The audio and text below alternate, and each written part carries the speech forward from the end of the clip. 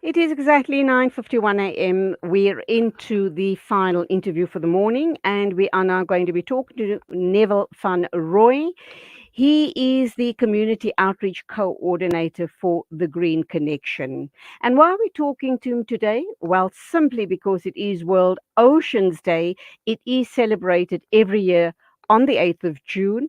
And this is to help us raise awareness about the importance of the ocean's role in our everyday life. A very good morning to you, Neville. Welcome to the program.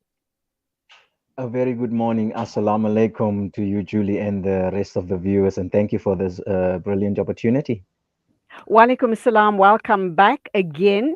And of course, you're hard at work as far as all of these amazing awareness days are concerned.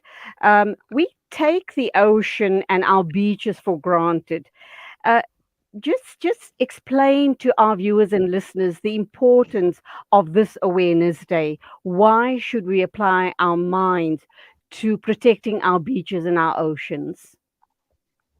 Yeah, thank you so much again. You know, our oceans is a very valuable source of actually a gift from the Almighty to us that is staying and living next to it.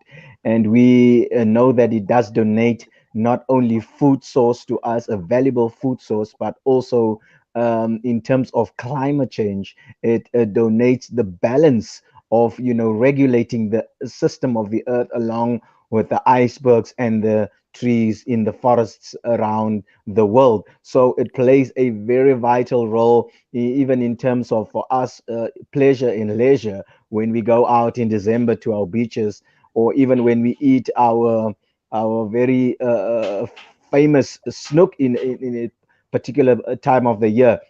So it plays a very important a role for us as communities, especially for those that are living directly dependent on the ocean alone. They don't know anything else than living from the oceans. So and we want to protect the communities that lives next to the ocean. Instead of us, celebrating World Oceans Day today, it's a bit of a doom and a gloom day, in the sense that we are very much concerned that the industry and government is now partnering to have oil and gas activities in our oceans right around the coast, from the Northern Cape all the way to the border of Namibia, all the way up to KZN on the other side. Is earmarked for oil and gas activities with these blocks, that is earmarked to these industries. And this is a very big concern for us, and especially for those who are dependent on the oceans. I am aware of that matter. This was raised a couple of months ago, and lots of activists like yourself and civil society objected. I think the company was Shell, and they objected to that activity. That has been put on hold, has it not? Are you suggesting it's resurfacing? Yes, that has been put on hold, but there's other two that's definitely resurfacing in the Northern Cape and of the Cape Agulhas side that we are now concerned about. And once again, we are already seeing the cracks of ordinary people not being consulted in these areas. Once again, just like we took Searcher in the West Coast and Shell in the Wild Coast to court, it looks like we might just follow the same route in this instances as well. So this is a very big concern for us. And then there's also still car power ships that they have earmarked for three harbors as well. So this is a very big concern. So we can't be celebrating Ocean Day when our livelihoods are under attack, our Absolutely. environment, our oceans is under attack here. Uh, what's very important here, Neville, is that the ocean produces at least 50% of the planet's oxygen. What we also need to take into account is that a very big number of a huge percentage of the population living along the coastline are actually living off the ocean. A lot of people are also employed directly and indirectly, uh, working for or on the ocean. So that all needs to be taken into account.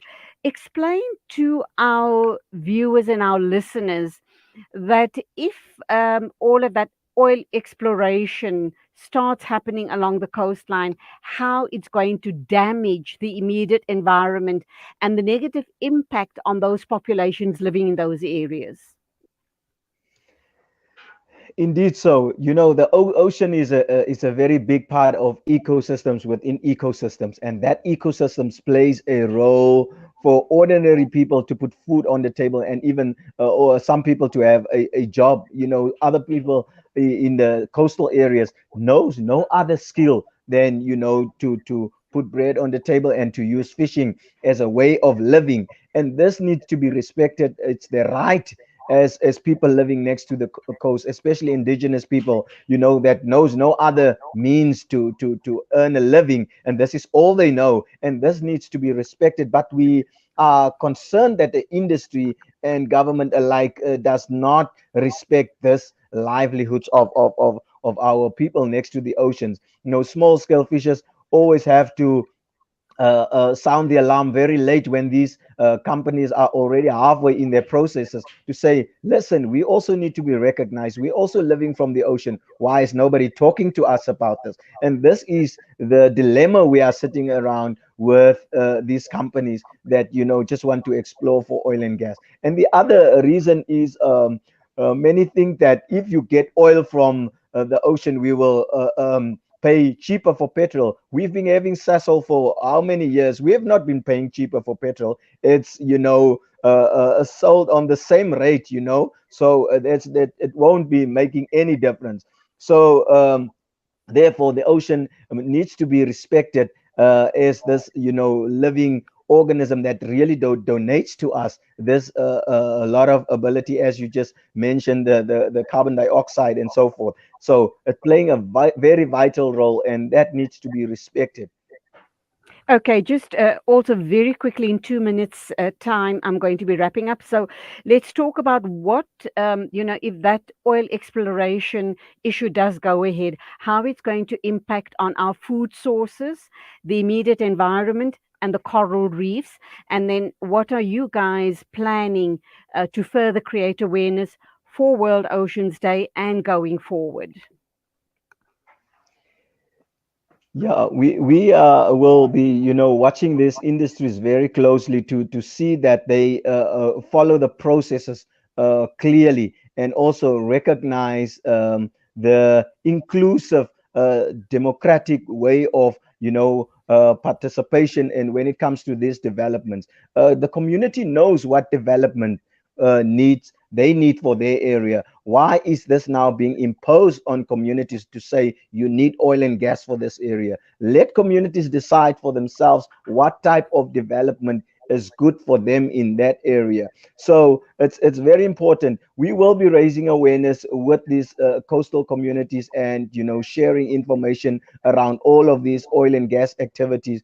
We are focusing on the Northern Cape now, where there's also Asinam that wants to do some activities there also now. So communities need to be made aware that this is coming to their doorstep, and what to do, and stand on their rights, basically, because it's stipulated in the constitution that everyone has a right to an environment that is not harmful to their health and well-being, protected for present and future generations. So why is our future generations now being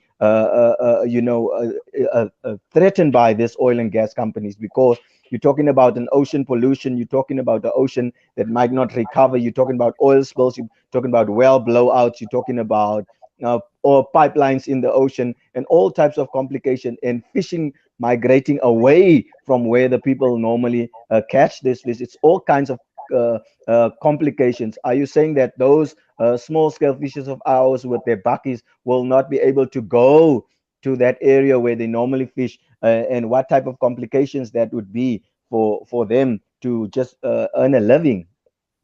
It's not only small scale fisheries, it's also the large fish companies, it's going to have a direct impact because they obviously employ people. So if the fish sources, food sources are depleted, where do all those people go to find jobs? That would also mean a scarcity of this food product, fish, is going to become very, very scarce or possibly unobtainable. Let's very quickly talk about the destruction of the destruction of coral reefs by these oil and gas companies. What sort of impact would it have on the waters and on the beaches?